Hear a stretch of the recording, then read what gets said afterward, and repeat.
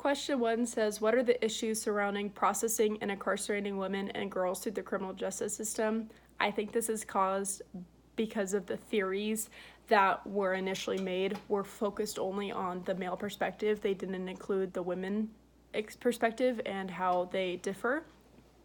The social bonds theory, for example, has 3 factors that are a part of it. This includes the attachment, commitment, and involvement. The level of these 3 factors is different for women and is different for men. And this theory did not include the women's perspective. Because of this, policies that were made because of this theory only were directed and based upon the male's perspective. So women and how they were affected by these 3 factors were not considered when making these policies. And so because of this, women were negatively impacted through their incarceration rate. Policies were made that did not include how women and how they functioned in society and how they were affected by society. Because of this, they were negatively impacted by incarceration, and they have continued to grow in size for women and for girls.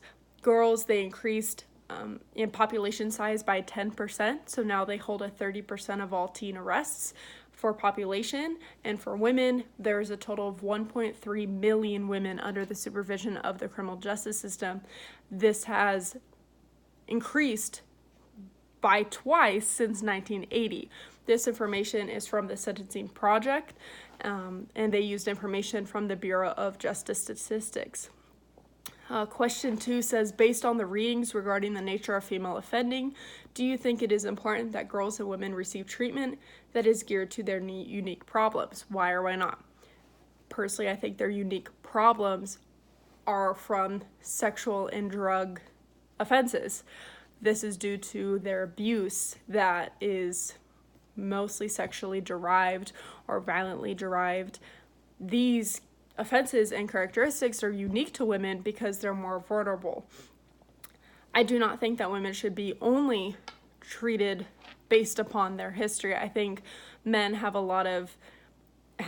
offenses that need to be treated based upon that offense. I think every single person who enters into our prison system needs to be individually processed and needs to be individually looked at to see how we can properly punish them as well as properly rehabilitate them into society.